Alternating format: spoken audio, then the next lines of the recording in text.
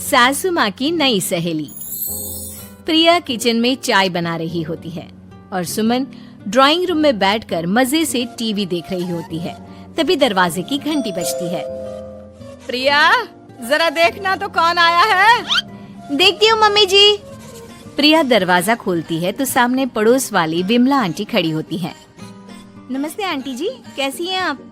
मैं तो बिल्कुल ठीक हूँ बेटा, पर तेरी सास को क्या हुआ है? आजकल कहीं दिखती ही नहीं है। जब देखो तब टीवी के आगे जमी रहती है। अंदर तो आइए आंटी। अरे ओ दीपक की अम्मा, कहाँ हो? अरे बिमला, आओ आओ, क्या बात है, बड़े दिन बाद याद आई तुम्हें मेरी। मैं तो हमेशा ही तुम्हें याद करती हूँ, पर तुम ही गायब रहती हो और आजकल तो बाहर भी नहीं आती जाती। तबीयत तो ठीक है ना तुम्हारी? अरे तबीयत को क्या होना है, इस उम्र में तो कुछ ना कुछ लगा ही रहता है। मेरी छोड़ो, तुम ये बताओ कि क्या चल रहा है गली मोहल्ले में। तुम गली मोहल्ले की छोड़ो, चल तो तुम्हारे पड़ोस में रहा है। तुम्हारी नई सहेली आई है। मेरी कौन सी नई सहेली? मैं तो यहाँ बस तुमसे बातचीत कर लेती हूँ या फिर बाजू वाली शर्मा की बहू से 2-4 बातें कर लेती हूँ। इसीलिए तो कहा कि तेरी नई सहेली आई है। अब कोई पड़ोस में आया है तो बात तो होनी ही है। कम से कम इसी बहाने हमारा भी एक ग्रुप बन जाएगा। फिर सब मिलकर अपनी बहुओं की शिकायतें किया करेंगे। दोनों हंसने लगते हैं। तभी प्रिया चाय लेकर आती है और सामने टेबल पर रख देती है। दोनों चाय पीती हैं और बातें करते हैं। चलो मैं चलती हूँ, अब कल मिलते हैं। राम राम। अगले दिन प्रिया किचन में कुछ काम कर रही होती है और सुमन आराम से सोफे पर बैठकर मटर छिल रही होती है। तभी डोरबेल बजती है। प्रिया दरवाजा खोलती है तो सामने उनकी नई पड़ोसन खड़ी होती है। जी, आप कौन? मैंने पहचाना नहीं। नमस्ते बेटा, मैं शारदा, आपके बगल वाले घर में अभी 2-4 दिन पहले ही शिफ्ट हुए हैं। ओह अच्छा। नमस्ते आंटी, अंदर आइए ना आप। देखिए तो मम्मी जी, आज कौन आया है। इतना कहकर प्रिया किचन में चाय बनाने चली जाती है। नई पड़ोसन को घर पे देखकर सुमन थोड़ा हैरान हो जाती है। नमस्ते बहन जी, मैं शारदा, आपकी नई पड़ोसन।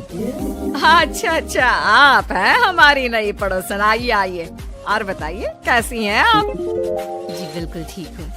वो दरअसल घर पर छोटी सी पूजा रखवाई थी, बस उसी का प्रसाद देने चली आई। सोचा इसी बहाने नए पड़ोसियों से भी मुलाकात हो जाएगी। ये तो बहुत अच्छा सोचा आपने। सुमन प्रिया को आवाज लगाती है। अरे ओ बहू, जरा चाय पानी का तो आके पूछ लो। ये आजकल की बहुएं भी ना, जब तक बोलो नहीं तब तक कुछ नहीं करेंगी। आई मम्मी जी। प्रिया चाय लेकर आती है। दोनों बैठकर चाय पीती हैं और खूब सारी बातें करती हैं। अच्छा बहन जी, अब मैं चलती हूँ, फिर मिलते हैं। अब तो आना जाना लगा ही रहेगा। शारदा के जाने के बाद प्रिया किचन से बाहर आती है। क्या बात है मम्मी जी, आप दोनों को देखकर तो लगा ही नहीं कि पहली बार मिल रही हो।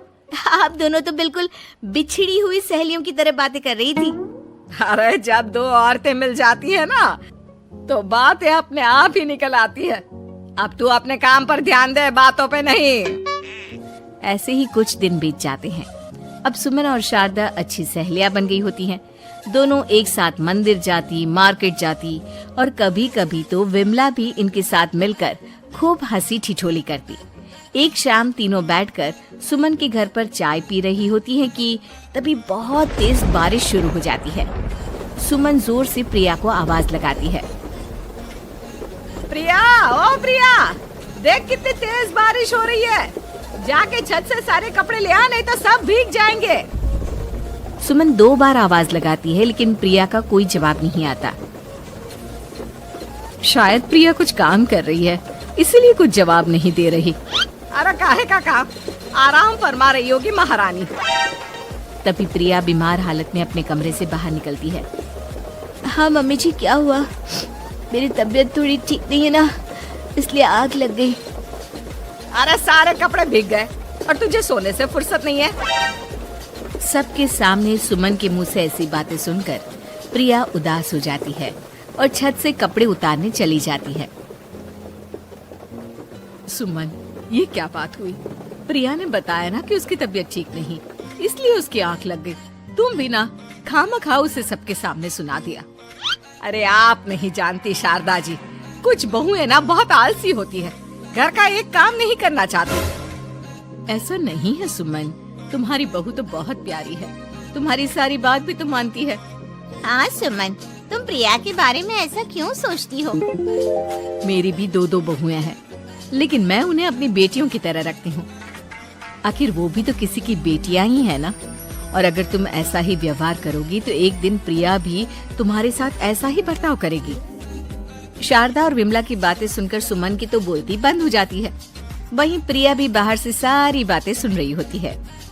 अरे मैं कोई उसकी दुश्मन थोड़ी ना हूँ, मैं भी उसकी माँ हूँ, लेकिन कभी कभी सास बनना पड़ता है, नहीं तो बहुएं हाथ से निकल जाती है। देखो सुमन, ये सब सोच का फर्क है। अगर तुम ये सोचोगी तो कभी प्रिया को अपनी बेटी नहीं बना पाओगी। इतना कहकर शारदा और विमला वहाँ से चली जाती हैं और सुमन अकेले बैठकर उनकी बातें सोचने लगती है। अगले दिन प्रिया और दीपक अपने कमरे में बैठकर बात कर रहे होते हैं और सुमन उनके कमरे के बाहर कुछ काम कर रही होती है और उन दोनों की बातें सुन लेती है। दीपक, तुम्हें पता है हमारे पड़ोस में जो शारदा आंटी है ना, बहुत अच्छी हैं। अच्छा, ऐसा क्या हो गया जो तुम्हें वो इतनी अच्छी लगने लग गई? कुछ खास नहीं, बस कल जब मम्मी जी मुझे सबके सामने सुना रही थी तो शारदा आंटी ने मेरा साथ दिया। मैं तो सच में हैरान ही रह गई थी जब उन्होंने मम्मी जी को मुझसे ऐसा बर्ताव करने के लिए मना किया। अच्छा, फिर क्या हुआ? होना क्या था, शारदा आंटी तो मम्मी जी को समझा ही रही थी कि बहू को भी बेटी की तरह ही रखना चाहिए, लेकिन मम्मी जी तो मम्मी जी है ना, उन्हें तो मुझ में हमेशा कमी ही दिखती है। काश मुझे भी शारदा आंटी जैसी सास मिली होती जो मुझे भी अपनी बेटी जैसी समझती। सुमन ये सब सुनकर बहुत उदास हो जाती है और वहाँ से चली जाती है। प्रिया की बातें सुमन के कानों में बार बार गूंज रही थी। उसे बहुत शर्मिंदगी महसूस हो रही थी कि उसने प्रिया के साथ बहुत गलत किया है। अगले दिन सुमन शारदा और विमला को बुलाती है। क्या बात है सुमन, आज तूने ऐसे अचानक क्यों बुलाया? सब ठीक तो है ना? हाँ हाँ, सब ठीक है, तुम दोनों बैठो तो सही। तब तक दीपक और उसके पापा भी आ जाते हैं। प्रिया, तुम भी आ जाओ। क्या हुआ मम्मी जी, आपने बुलाया? हाँ प्रिया बेटा, मैं आज सबके सामने तुमसे माफी मांगना चाहती हूँ। मैंने आज तक तुम्हारे साथ बहुत बुरा व्यवहार किया है, लेकिन तुमने कभी भी मेरे साथ बुरा बर्ताव नहीं किया।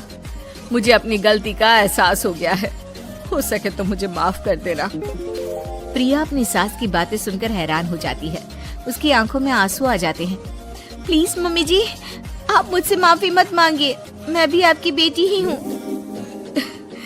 वैसे एक थैंक यू तो मेरी नई सहेली को भी बनता है, जिसकी वजह से मुझे मेरी गलती का एहसास हुआ।